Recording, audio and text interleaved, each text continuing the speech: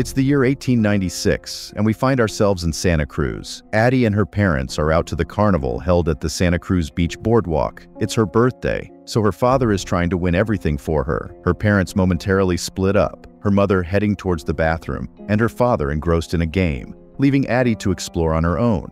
Curiosity getting the best of her, Addie goes on her own mini-adventure. She passes by a man with a Jeremiah 11:11 placard and later strolls towards the beach adjacent to the carnival. She goes into a whimsical funhouse all alone.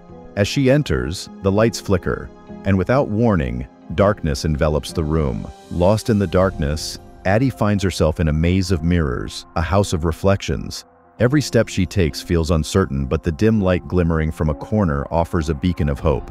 Suddenly, Addie catches a glimpse of someone in the mirror, but it's not her reflection. It's another girl who looks identical to her doppelganger. In the present day, a family of 4 embarks on a road trip to Santa Cruz. Leading the way is Addie, now a grown woman and a mother to her 2 children, Zora and Jason. After a long and eventful journey, they finally reach their destination, Addie's childhood home. As the family gathers for lunch, Addie's husband, Gabe Wilson, eagerly suggests a visit to the Santa Cruz Beach Boardwalk. However, deep within Addie's heart lingers a haunting memory from her past. An unforgettable night at the funhouse that left a lasting impact on her life. The encounter had shaken her to the core, causing her to withdraw into silence for a while. She hesitates, not wanting to revisit that place of fear and unease. But Gabe, with his persuasive charm, manages to convince her otherwise. Their car journey is filled with laughter and playful banter, with Zora taking a lighthearted jab at Jason's magic fire ring. Yet amidst their cheerful atmosphere, a sudden disruption grabs their attention. Paramedics rush past, carrying the lifeless body of an elderly man with a Jeremiah 11:11 placard. It's the same man from Addie's past. Finally arriving at the beach, the family is greeted by their friends, the Tylers, Josh, Kitty, and their twin daughters. As the adults settle down, talking among themselves, Jason goes to the bathroom all alone. However, while returning, he sees a man bearing an uncanny resemblance to the deceased stranger they had encountered. His hands were bloodied. Suddenly, Addie realizes that Jason is missing and frantically searches for him. Finally, she manages to find the little kid and heaves a sigh of relief. After that, the family swiftly returns home and Addie decides to just leave the place. At night, Addie recounts her eerie encounter with her doppelganger during her childhood to Gabe. However, Gabe, skeptical as ever, finds it difficult to believe her unsettling story. Just then, the lights abruptly go out, casting the room into darkness. Suddenly, Jason bursts into the room, urgently informing his parents about a family mysteriously positioned in their driveway. To check, they approach the window to witness a family of 4 standing in the chilling night. Their presence is both inexplicable and chilling. Even Zora, who emerges from her room, is intrigued by the strange sight. Addie, overwhelmed by fear, frantically dials the police. Meanwhile, Gabe takes it upon himself to confront the unknown family and politely asks them to leave their premises. To his astonishment, the family remains silent, motionless, like statues. Sensing danger, Gabe arms himself with a baseball bat and goes out again. Their slow advance toward him triggers an instinctive fight-or-flight response. Fearing for his safety, he retreats inside, locking the doors behind him. Despite their efforts to secure their house, the unknown family discovers a hidden key. As their doppelgangers emerge from the shadows, the realization dawns upon them. They are facing distorted mirrors of themselves. Helpless, they are coerced into sitting before their doppelgangers. Among the doubles, Pluto, Jason's doppelganger, exhibits an unsettling interest in fire. Zora's double, known as Umbre, possesses a sadistic nature, while Abraham assumes the role of Gabe's doppelganger. The leader of this macabre group is none other than Addie's double, Red. She stands apart, the only one capable of speech, her voice a guttural rasp. Soon, Red explains that they are shadow-like versions of them called the Tethered. These doppelgangers share a soul with their Wilson lookalikes and had spent their entire lives living in their shadows. Led by their leader Red, the Tethered yearned to break free from their entwined existence. Red, who was once known as Addie's shadow, shares a haunting tale about their intertwined past. In this story, Addie enjoyed a life of comfort, indulging in warm, delicious meals. But Red was left with nothing but raw, bloody rabbits to sustain herself. While Addie played with soft, cuddly toys, Red's playthings were sharp and icy to the touch. Addie found love in the arms of her caring prince, Gabe, while Red was bound to marry Abraham, a monster. Their paths diverged further when Addie gave birth to a loving daughter named Zora, while Red brought forth a sadistic monster named Umbre. To make matters worse, Addie had access to doctors who aided her during childbirth, while Red was left to endure the process alone.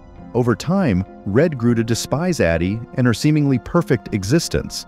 After sharing the story, she compels Addie to handcuff herself to the table. Meanwhile, Abraham forcibly drags Gabe away to another room, and Umbre gives chase to Zora through the desolate streets. Simultaneously, Pluto coerces Jason into engaging in a twisted game inside the closet. It is here that Jason catches his first glimpse of Pluto's scarred face. Meanwhile, Zora becomes the target of relentless pursuit by Umbre. As Umbre raises a pair of scissors, poised to strike her, a man intervenes. Zora seizes the opportunity to flee, leaving Umbre to ruthlessly stab the stranger to death. Elsewhere, Abraham violently strikes Gabe, rendering him unconscious. Seizing this opportunity, Abraham proceeds to encase Gabe in a garbage bag, intent on disposing of him in a boat. Thankfully, Gabe wakes up on time and makes use of the boat coming to a halt. He escapes from the bag and delivers a forceful blow to Abraham with the baseball bat, launching him into the water. However, as the boat abruptly resumes its course, Gabe falls into the water too. He resurfaces and clambers atop the boat just in time, but his respite is short-lived as Abraham launches a surprise attack from behind. Gabe pushes him into the water and finally manages to kill him. With newfound determination, Gabe steers the boat towards the Wilsons' house. Meanwhile, Jason discovers that Pluto eerily mimics his every move. He devises a clever distraction using his fire ring, successfully diverting Pluto's attention. Seizing the opportunity, Jason flees the room and swiftly locks Pluto inside. Red hears the commotion and goes to check, promptly freeing Addie from her confinement. Red, in her search, stumbles upon Addie's beloved stuffed toy. Without hesitation, she decapitates it. In the living room, Addie remains shackled to a table. To her relief, she spots a fireplace poker within reach and seizes it, using it to free herself. She locates Jason and together, they escape the house. They find Zora in the Wilson driveway. Now reunited, the trio makes their way toward Gabe's boat, which arrives at the perfect moment. Without wasting a second, they all climb aboard and make their getaway. Meanwhile, the Tyler family is at home, unaware of the horror that awaits them. The sudden noise catches Kitty's attention, and she urges Josh to investigate. Little do they know, their very own doppelgangers emerge and swiftly take their lives, leaving no chance for survival. Amid this chaos, the Wilsons arrive at the scene, hoping to find safety. Addie approaches Josh's double, seeking assistance. However, when he opens the door for her, she quickly realizes that something is terribly wrong. Reacting on instinct, she strikes the imposter with a fireplace poker. Unfortunately, her attack proves futile, and others from inside the house drag Addie away. Outside, Gabe and the children witness the approaching figure of imposter Josh. Realizing the danger, Gabe urges the kids to flee while he diverts Josh's attention. Instead of fleeing, the children try to find their mother inside the house. Zora grabs a golf club as a makeshift weapon. As they ascend the stairs, a scream echoes from upstairs, revealing Addie's torment. They rush to the source and come face to face with the lifeless bodies of the twins. Suddenly, one of the twins materializes before Zora. Reacting with courage, she strikes a powerful blow with the bat, sending the doppelganger hurtling over the railings. However, their respite is short-lived as the other twin launches an attack. In a fierce struggle, Zora manages to kill her too. Meanwhile, Kitty's doppelganger has trapped Addie, binding her to the bed. Outside, Gabe races to the boat with Josh hot on his heels. Determined to protect his family, Gabe fires a flare gun at Josh, delivering a fatal blow. From the window, Kitty witnesses Josh's death. But before she can catch her breath, Zora launches a surprise attack from behind. In a display of agility, Kitty evades the strike, narrowly escaping her. Kitty prepares to retaliate against Zora, poised to strike a blow with a pair of scissors. However, Jason intervenes, saving Zora from Kitty's attack. With a swift strike to the head, he incapacitates Kitty.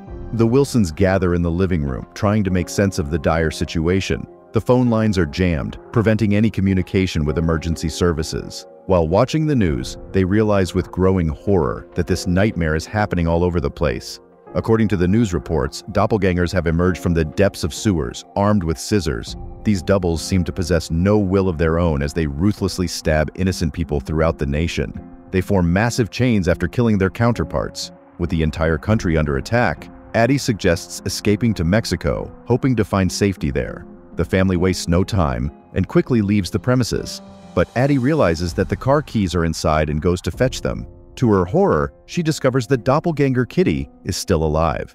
Before she could react, Kitty attacks her, but she quickly discovers the scissors, using them to ruthlessly stab her, finally ending her terror. As they make their way towards the car, a dark figure materializes in front of them. It's Umbrae. Zora, filled with determination, tries to strike Umbrae with the car, but the doppelganger effortlessly leaps onto the vehicle. Thinking quickly, Zora slams the brakes, sending Umbrae hurtling into a tree where she meets a grisly end, impaled on a sharp branch. Along their path, the family encounters the lifeless bodies of unfortunate victims everywhere. Their progress is abruptly halted by a burning car obstructing the road. To their dismay, the family realizes that the one responsible for this obstacle is none other than Jason's doppelganger, Pluto. With quick thinking, Addie decides to confront him while the rest of the family remains safely within the confines of their car. However, Jason soon realizes that Pluto's appearance is nothing more than a trap designed to light up their vehicle. He urges the others to evacuate the car. Just as Pluto prepares to strike the match, a realization dawns upon Jason. He remembers that the doppelgangers mimic their counterparts' movements. Immediately, he starts walking back towards the burning car. Mirroring his every step, Pluto follows suit. Slowly but surely, he reaches the blazing car, and in a final twist of fate, succumbs to the flames. Yet Red seizes the opportunity and kidnaps Jason. Addie immediately chases after her to bring her loving son back. As she gazes upon the shoreline, she witnesses a long chain of doppelgangers standing steadfastly along the beach. With determination, she decides to enter the source of all problems, the funhouse. She navigates the area and stumbles upon a door that leads somewhere downwards. Curiosity propels her to open, and to her surprise, a rabbit emerges from within. She finds herself in a hallway, filled with countless rooms on either side. The rabbits fill the entire place.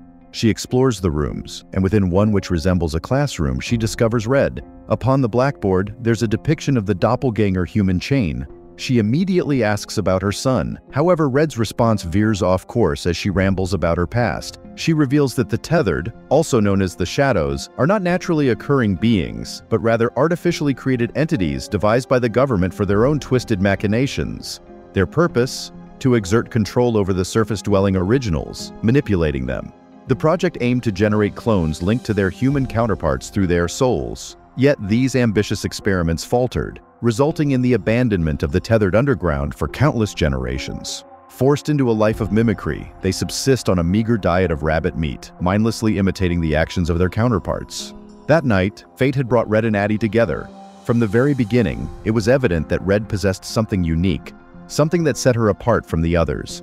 And so, the others recognized her as the leader to seek vengeance and replace the humans. After Addie's encounter with Red, her parents decided to enroll her in a ballet dance class. Little did they know that this artistic pursuit would have an impact on Red as well. She mimicked her moves and danced along with her, and so their battle takes the form of ballet. In a frenzied pursuit, Red dashes through the twisting hallways, Addie hot on her heels, wielding her fireplace poker. Red lunges at Addie, armed with a pair of scissors. However, Addie's desperation leads her to strike first, impaling Red with the poker. With Red on the brink of death, she whistles the tune that Addie did when they first met. In a fit of madness, she ruthlessly strangles Red with her handcuffs, breaking her neck. Suddenly, she begins to act like the Tethered. Catching herself, she finds Jason cowering inside a locker. Together, they venture outside and reunite with the rest of the family. They escape in the ambulance. As Addie drives, we are transported back in time to the night she first encountered Red. When Addie finds herself face-to-face with her doppelganger Red, she is forcefully choked, which renders her unconscious. She is then dragged and handcuffed to the bed. Red assumes Addie's identity, donning her clothes and blending into her real life. Addie's unsuspecting parents unknowingly bring home Red, thinking she is their daughter. The reason behind Red's raspy and guttural voice is unveiled. Her own tethered double choked her, causing damage to her larynx. As time passes, Addie's shadow learns to communicate and evolves into a fully fledged person, capable of experiencing all the complexities of human existence. As Addie, or rather, Red, drives, Jason looks at her in suspicion. The movie ends with a miles-long human chain of doppelgangers,